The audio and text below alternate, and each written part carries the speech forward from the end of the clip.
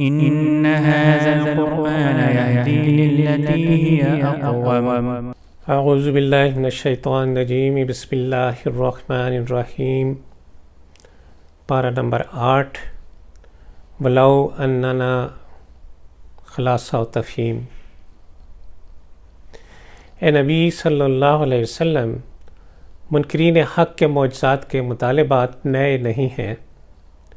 ان کو منہ مانگے معجزات دکھا دینا ہماری حکمت سے بعید ہے۔ اگر حق کو ان کی خواہشات کے پیچھے لگا دیا جائے تو پھر زمین و آسمان کا نظام درہم برہم ہو جائے گا۔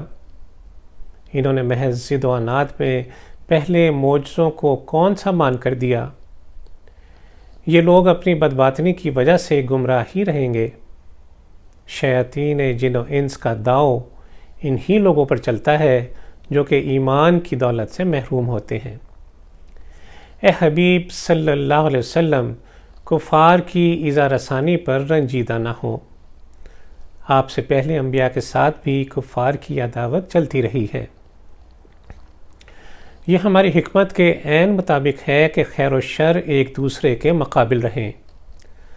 آپ انہیں ان کے من پسند خوشنما دھوکوں میں پڑا رہنے دیں۔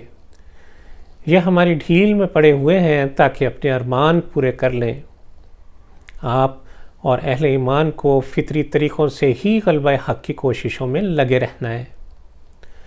زمین پر بسنے والوں کی اکثریت گمراہ ہے۔ اگر آپ نے اکثریت کی بات مانی تو یہ آپ کو حق کی راہ سے بھٹکا دیں گے۔ اے مسلمانوں، صرف وہی حلال جانور کھاؤ جس پر ذبح کرتے وقت اللہ کا نام لیا گیا ہو۔ ہاں، حالت مجبوری میں مردار کھا سکتے ہو، بس اتنا کہ روح اور جسم کا رشتہ برقرار رہ سکے اور دل میں قانون الہی توڑنے کا ذرا سا بھی شائبہ نہ ہو۔ ظاہری اور باطنی گناہوں سے بچو۔ جس جانور پر بوقت ذبح اللہ کا نام نہ لیا گیا ہو وہ مت کھاؤ، ایسا کرنا فسق ہے۔ یاد رکھو، انسانوں میں زندہ وہی ہے جسے حق و باطل کا فرق معلوم ہے، جو نیکی اور بدی کو جانتا ہے۔ جہالت و بے شعوری موت کا دوسرا نام ہے۔ گو کہ جاہلوں کو اپنے اعمال بڑے خوشنما دکھائی دیتے ہیں۔ ہر بستی اور ہر قوم کے بڑے بڑے مجرموں کو ہم ڈھیل دیتے ہیں تاکہ ان کا پیمانہ جرم لبریز ہوتا رہے، اور جب ہماری ڈھیل ختم ہوتی ہے تو ہم انہیں قوموں کے لیے عبرت کی مثال بنا دیتے ہیں۔ یہود کو اپنی بڑائی کا گھمنڈ عنقریب بدترین ہلاکت میں ڈال دے گا۔ نبوت اللہ کی عطا ہے، جسے چاہتا ہے عطا فرماتا ہے۔ اللہ عز و جل سعادت مندوں کا سینہ اسلام کے لیے کھول دیتا ہے۔ اس طرح ان کے اعمال اللہ کی مرضی کے مطابق ہو جاتے ہیں۔ اس کے برعکس حق سے فرار اور نفرت کرنے والوں کا سینہ تنگ کر دیتا ہے۔ اس طرح ان کے دل حق قبول کرنے کی صلاحیت سے محروم ہو جاتے ہیں۔ دیکھو شیاطین جن و انس، تم ہمیشہ دنیا میں نہیں رہو گے۔ ایک ہولناک دن تمہیں ہمارے حضور پیش ہونا ہی ہوگا۔ تم دونوں نے دنیا میں ایک دوسرے سے بہت فائدہ اٹھایا۔ جنات نے انسانوں کو برے راستے دکھائے اور بدعملی کی راہ آسان کی، جبکہ انسانوں نے جنوں کی پوجا کی اور ان کے مطیع و فرما بردار بنے رہے۔ پس اس دن آگ ہی ان کا ٹھکانہ ہوگی۔ جس طرح یہ دنیا میں ایک دوسرے کے رفیق تھے، اسی طرح آخرت میں بھی ایک دوسرے کے شریک ہوں گے۔ یاد رکھو، جنت یا جہنم میں سب کے درجات ان کے اعمال کے مطابق ہوں گے۔ اس دنیاوی زندگی پر مغرور نہ ہو۔ ہم چاہیں تو تم سب کو فنا کر دیں اور تمہاری جگہ کسی اور قوم کو لا کھڑا کریں۔ تم ہمیں عاجز کرنے کی سکت نہیں رکھتے۔ کھیتی اور مویشی پیدا کرنے والے ہم ہیں، تم نے خود سے ان میں 2 حصے بنا لیے، ایک ہمارے لیے اور ایک دیویوں دیوتاؤں کے لیے، جنوں اور فرشتوں پیروں فقیروں کے لیے۔ ذرا بتاؤ کہ تم کس حق کے تحت ہمارے علاوہ دوسروں کے لیے نظر و نیاز گزارتے ہو؟ اور اس پر مزید ظلم یہ کہ ہمارے نام کا حصہ بھی شریکوں کو پہنچ جاتا ہے۔ کیا ہی برے فیصلے ہیں جو تم کرتے ہو۔ اب تمہاری شقاوت اس درجے کو پہنچ گئی کہ تنگ دستی کے خوف سے تم اپنی میراث کے وارثوں کو دنیا میں نہیں آنے دیتے۔ مت بھولو کہ ہر قسم کی حرمت و حلت کا اختیار ہم ہی کو ہے۔ ہم ہی نے انسان کو پیدا کیا اور ہم ہی نے اس کے لیے لذت کام و دہن کا بندوبست کیا۔ پوری کائنات کو انسان کو نفع پہنچانے میں لگا دیا۔ ان نعمتوں کو ضرور کھاؤ پیو، مگر جب فصل کاٹو یا پھل توڑو تو اس دینے والے کا حق ادا کرنا مت بھولو۔ تمہیں کیا ہو گیا ہے کہ اونٹ، گائے، بھیڑ، بکری کے جوڑوں میں سے کبھی نر کو حرام ٹھہراتے ہو اور کبھی مادہ کو اور کبھی بچے کو؟ تمہارے پاس اس کا کیا قانون ہے، کیا سند و جواز ہے؟ عقل اور فطرت تمہاری ان لغویات کی تصدیق نہیں کرتی۔ ہم نے قرآن میں مردار، خون، خنزیر کا گوشت، غیر اللہ کے نام پر ذبح کیے ہوئے جانور، یہ سب حرام قرار دیے ہیں۔ حالت اضطرار میں کوئی مجبور شخص اپنی جان بچانے کی حد تک انہیں کھا سکتا ہے۔ البتہ یہود پر ان کی سرکشی کی وجہ سے بعض جانور حرام کر دیے گئے تھے، اور بے شک فرمان ہمارا ہی حق ہے۔ اے نبی صلی اللہ علیہ وسلم، اب اگر یہ آپ سے تکرار کرے کہ اگر ہم جھوٹے ہیں تو اللہ کا عذاب کیوں نہیں آ جاتا، تو انہیں بتا دیجئے کہ تمہارا رب وسیع رحمت والا ہے۔ اس کی ڈھیل سے یہ مت سمجھو کہ تمہارا مواخذہ نہیں ہوگا۔ جب اس کا عذاب آتا ہے تو پھر کوئی اسے ٹالنے والا نہیں۔ اب یہ کہتے ہیں کہ اللہ چاہتا تو ہم شرک نہ کرتے۔ یہ بات نیری جہالت ہے۔ یہ کیوں نہیں سمجھتے کہ انسان ارادے اور اختیار کی آزادی کے ساتھ دنیا میں ابتلاء و آزمائش کے لیے بھیجا گیا ہے۔ اس نے تمہیں ہر انداز سے سمجھانے کی حجت تمام کر دی۔ اے حبیب صلی اللہ علیہ وسلم، ان سے کہو کہ تم جب چاہتے ہو، جیسے چاہتے ہو، خود ہی حرام و حلال طے کر لیتے ہو۔ آؤ میں تمہیں بتاؤں کہ تمہارے رب نے تم پر کیا کیا حرام کیا ہے۔ سب سے پہلے تو یہ اچھی طرح جان لو کہ اللہ عز و جل نے اپنے ساتھ شرک کرنے کی سخت ممانعت فرمائی ہے۔ یہ سب سے بڑے گناہ ہے کہ تم اللہ کے ساتھ اس کی صفات، اختیارات، حقوق اور عبادات میں کسی دوسرے کو شریک ٹھہراؤ۔ والدین سے اس نے سلوک کرو۔ بندوں کے حقوق میں سب سے مقدم حق والدین کا ہے۔ وسائل کی کمی کے خوف سے اپنی اولاد کو اس دنیا میں آنے سے مت روکو۔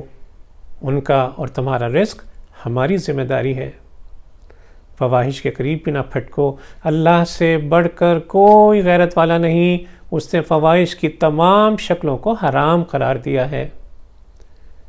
انسانی جان کا پورا احترام کرو۔ کسی کو قتل نہ کرو سوائے اس کے کہ حق شرعی یا اسلامی قانون اس کی اجازت دیتا ہو۔ مال یتیم کی حفاظت کرو، اور جب وہ سن رشد کو پہنچ جائے تو اس کا مال اسے لوٹا دو۔ ناپ تول کا خوب دھیان رکھو۔ تم سے پہلی قومیں اس لیے برباد ہوئیں کہ ناپ تول میں کمی کیا کرتی تھیں۔ جب بات کرو تو انصاف کا دامن ہاتھ سے مت چھوڑا کرو۔ عدل کے تقاضے پورے کرو، خواہ اس کی زد تم پر اور تمہارے اقربا پر ہی کیوں نہ پڑتی ہو۔ اللہ کے نام پر کیے گئے ہر عہد کو پورا کرو۔ عہد آلس تمہاری فطرت میں پیوست ہے، اسے کبھی نہ بھولو۔ تم سے تمہارے عہد کے بارے میں لازم پوچھا جائے گا۔ اپنے رب کے بتائے ہوئے راستے پر چلو اور اس کے بتائے ہوئے طریقے پر زندگی بسر کرو۔ دیکھو تمہارے رب نے تمہیں کیا ہی اچھی نصیحتیں کی ہیں۔ تورات اور انجیل اپنے دور میں مکمل ہدایت تھیں، لیکن اب قرآن مجید ہدایت کا کامل ذریعہ اور سرچشمہ ہے۔ اے نبی صلی اللہ علیہ وسلم، اب ان مشرکین کے پاس تمہیں چھٹلانے کی کوئی وجہ نہیں کہ ان کے پاس اللہ کا کلام نہیں آیا تھا۔ اسلام کی حقانیت ہر طرح واضح ہو چکی۔ تو اب جو حق کو چٹلائے اس سے بڑھ کر ظالم اور کون ہوگا؟ اے امت محمدیہ، جان رکھو دین ہمیشہ سے اسلام ہی ہے۔ بعد میں لوگوں نے ذہن کی اپج سے، عقیدے کے غلو سے، فلسفوں سے، اوہام سے اس میں نئی نئی باتیں شامل کر لیں۔ ہر ایک نے اپنا اپنا فرقہ بنا لیا۔ تم اس راہ پر رہنا جو تمہیں محمد الرسول اللہ صلی اللہ علیہ وسلم نے دکھائی ہے، اور متفرق پگڈنڈیوں کو نہ پکڑ لینا۔ تفرقہ بازی سے دور رہنا، حبل اللہ کو مضبوط تھامے رکھنا۔ اللہ جلد تم پر اختلافات کی حقیقت کھول دے گا۔ دیکھو تمہارے رب کی کیا شان بندہ پروری ہے۔ برائی کا بدلہ برائی کے برابر دیا جائے گا، لیکن نیکی کا بدلہ کم از کم 10 گنا بڑھا کر دیا جائے گا۔ اے امت محمدیہ کے لوگوں، تمہارے نبی صلی اللہ علیہ وسلم کی تمام سجدہ ریزیوں کا مقصد، سب عبادتوں کا مدعا خالصتاً اللہ عز و جل کی ذات تھی۔ ان کا جینا اور مرنا صرف اللہ عز و جل کے لیے تھا۔ وہ اس کے ہر فیصلے پر راضی تھے، وہ جس کا کوئی شریک نہیں۔ بس تم بھی اپنے نبی صلی اللہ علیہ وسلم کی طرح اٹھ کر دین حق کی شہادت دو۔ دیکھو تم زمین پر اللہ کے خلیفہ ہو، اس نے تمہیں بہت سی امانتیں سونپی ہیں، اور سب سے بڑی امانت دین اسلام ہے۔ اپنے اپنے دائرہ اختیار میں اس امانت کا حق ادا کرو۔ یہ دنیا کی زندگی تو بس امتحان ہے، آخرت کی فکر کرو جہاں کوئی کسی کا بوجھ نہیں اٹھائے گا۔ سورہ الاعراف۔ اعراف کے معنی بلندی کے ہیں۔ یہ جنت اور جہنم کے درمیان اوٹ ہوگی۔ یہاں وہ لوگ ہوں گے جن کے اعمال نہ ہی اتنے قوی ہوں گے کہ وہ جنت میں داخل ہو سکیں، اور نہ اتنے کمزور ہوں گے کہ جہنم میں ڈال دیے جائیں۔ اس سورہ کا مرکزی مضمون دعوت و رسالت ہے۔ منافقانہ روش پر انتباہات اور باطل پرستی کا انجام بیان کیا گیا ہے۔ بسم اللہ الرحمن الرحیم۔ اے نبی صلی اللہ علیہ وسلم، انجام سے بے پرواہ ہو کر منکرین حق کو ان کے انجام سے ڈرائیے اور اہل ایمان کی تذکیر کیجیے۔ اللہ کو چھوڑ کر کسی اور کی طرف ہدایت کے لیے رجوع نہ کیجیے۔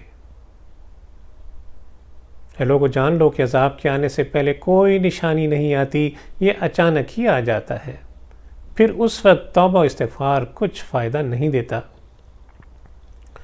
گو کہ ہم جانتے ہیں، لیکن ضرور پوچھیں گے پیغمبروں سے کہ انہوں نے ہمارا پیغام پہنچانے کے لیے کیا کچھ کیا، اور قوم نے اس کا کیا جواب دیا۔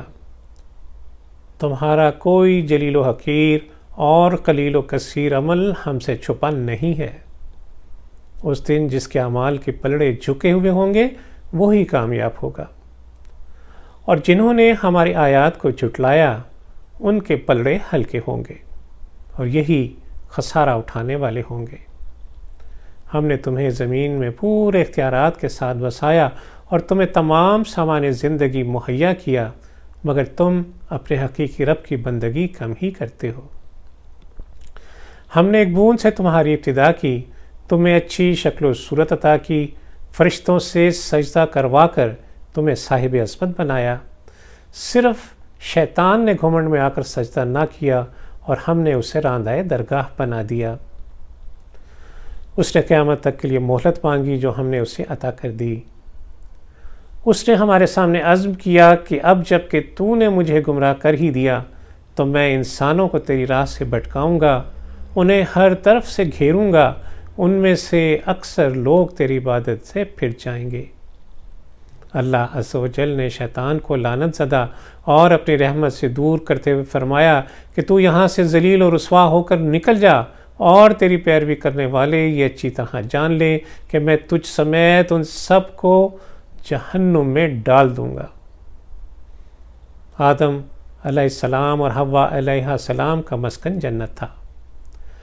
شیطان نے انہیں حیات جاویدہ کا لالچ دے کر ورغلایا، جس درخت سے روکا گیا تھا اس کا پھل کھانے پر مجبور کیا اور جنت سے نکلوا کر ہی دم لیا۔ زمین پر بھیجتے ہوئے انہیں بتا دیا گیا تھا کہ تمہارا اصل وطن تو جنت ہی ہے، تمہیں آزمائش کے لیے ایک خاص وقت تک زمین پر رہ کر ایسے کام کرنے ہیں جن کی بدولت تم اپنے اصلی گھر کو واپس پلٹ سکو۔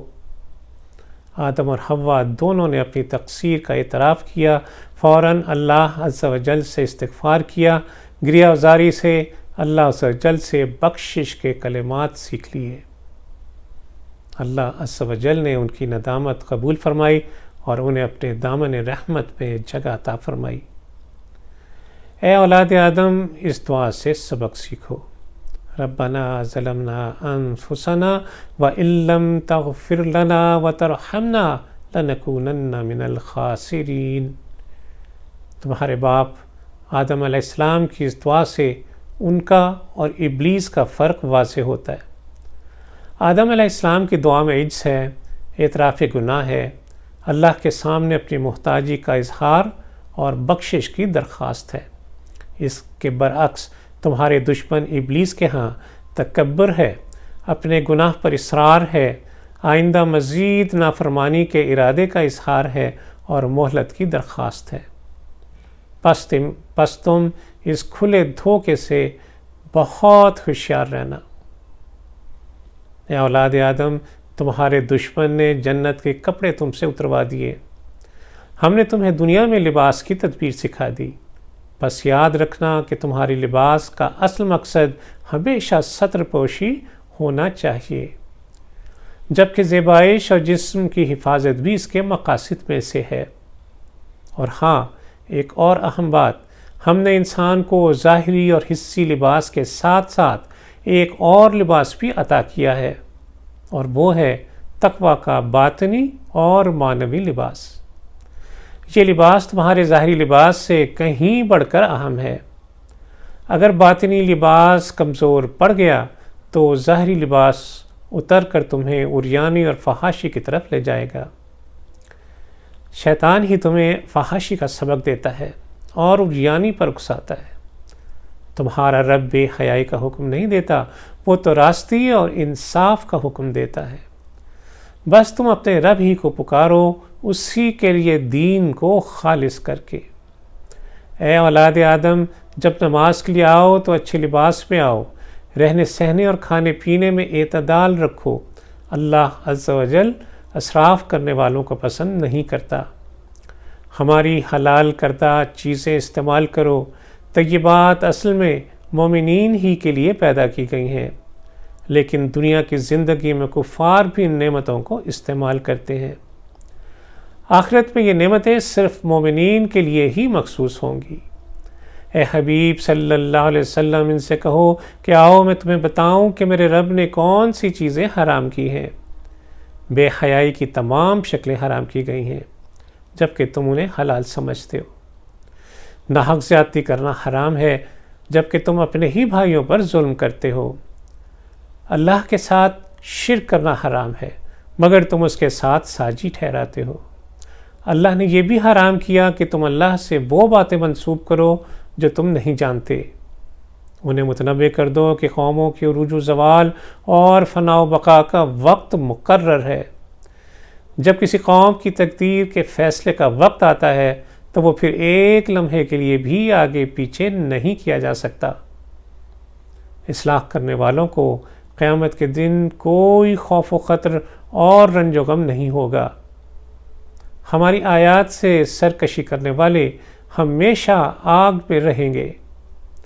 مکذبین موت کے بھیانک انجام سے دوچار ہوں گے، ایک دوسرے پر لعنت و ملامت کرتے ہوئے دوزخ میں داخل ہوں گے۔ مکذبین اور متکبرین کا جنت میں جانا اتنا ہی ناممکن ہے جتنا سوئی کے ناکے سے اونٹ کا گزر جانا۔ صالحین کو جنت کی سدا بہار نعمتیں نصیب ہوں گی، جہاں وہ ہمیشہ ہمیشہ رہیں گے۔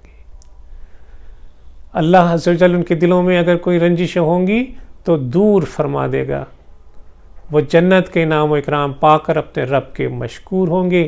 جن لوگوں کی نیکیاں اور برائیاں برابر ہوں گی وہ اللہ کا فیصلہ آنے تک مقام اعراف پر ٹھہرے ہوں گے اور انہیں اپنے رب سے رحمت کی امید ہوگی۔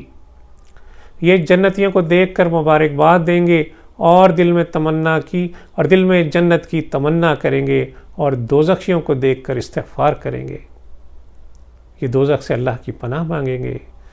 واہ کیا دن ہوگا کہ دنیا میں کمزور اور بے بس سمجھے جانے والے بڑی تکریم سے جنت میں لے جائے جا رہے ہوں گے، اور بڑی بڑی متکبر اور جبار شخصیات کو جہنم کی طرف ہانکا جا رہا ہوگا۔ آج دنیا میں اللہ کی زندگی گزارنے والوں کو جہنم کی نظر کر کے اس طرح بھلا دیا جائے گا جیسے انہوں نے دنیا کی زندگی میں اپنے رب سے ملاقات کو بھلا دیا تھا۔ حقیقت حال کو آنکھوں سے دیکھ کر وہ یہ تمنا کریں گے کہ کاش ایک مرتبہ پھر ہمیں دنیا میں بھیج دیا جائے، اور پھر ہمارا طرز عمل یقیناً بہت مختلف ہوگا۔ اچھی طرح جان لو تمہارا رب وہ اللہ ہے جس نے آسمانوں اور زمین کو 6 دن میں تخلیق کیا اور پھر عرش پر استوا ہوا۔ ساری کائنات اسی کے تابع فرمان ہے۔ عاجزی اور فروتنی کے ساتھ دعا کے ذریعے اس کا قرب تلاش کرو۔ زمین پر کفر و الحاد کے جھکڑ نہ چلاؤ، اللہ کی رحمت تو محسنین کے ساتھ ہے۔ سخت گرم موسم میں اچانک ٹھنڈی ہوائیں چلنے لگتی ہیں۔ یہ ٹھنڈی ہوائیں ٹنوں پانی کے ساتھ بادلوں کو اٹھائے کون چلا رہا ہے؟ کون ہے جو مردہ زمین کو اس بارش سے لہلہا دیتا ہے؟ کون ہے جو اس زمین سے تمہارے لیے بہت سے پھل نکالتا ہے؟ ان نشانیوں سے فائدہ وہی اٹھاتے ہیں جو ان نعمتوں کے لیے اپنے رب کے شکر گزار ہوتے ہیں۔ ذرا پہلی قوموں کے انجام پر غور کرو۔ نوح علیہ السلام نے 950 سال اپنی قوم کو تبلیغ کی۔ قوم کے سرداروں اور اکثریت نے ان کی تکذیب کی اور پھر اللہ کے سیلاب کے عذاب نے انہیں آن گھیرا۔ نوح علیہ السلام اور ان کے ساتھیوں کو ایک کشتی میں نجات دی گئی۔ ہود علیہ السلام نے قوم عاد کو اللہ کی وحدانیت کی تعلیم پہنچائی۔ اللہ نے اس قوم کو جسمانی اعتبار سے بڑی کشادگی عطا فرمائی تھی۔ باوجود مسلسل کوشش کے قوم باپ دادا کے دین پر جمی رہی۔ تیز آندھی نے انہیں پٹخ پٹخ کر ہلاک کر ڈالا۔ صالح علیہ السلام نے قوم سمود کو ایک اللہ کی بندگی کی دعوت دی۔ قوم نے نہ صرف انکار کیا بلکہ اللہ کی نشانی اونٹنی کو بھی قتل کر ڈالا۔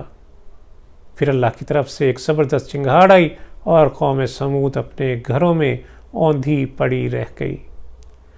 لوط علیہ السلام نے اپنی قوم کو فحاشی سے روکا، لیکن قوم نے لوط علیہ السلام اور ان کے ساتھیوں کا مذاق اڑایا۔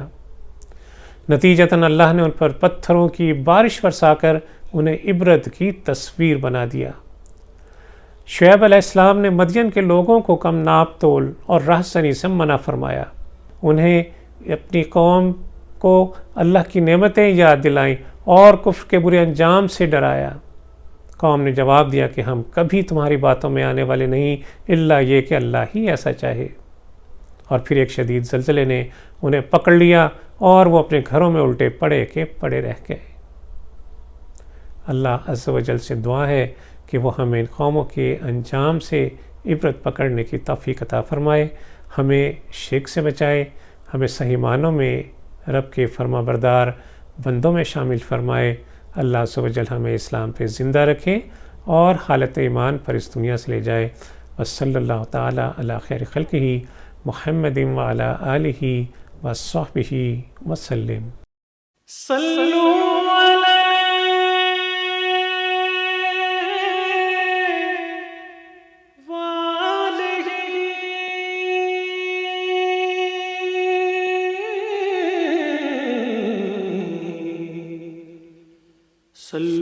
علیہ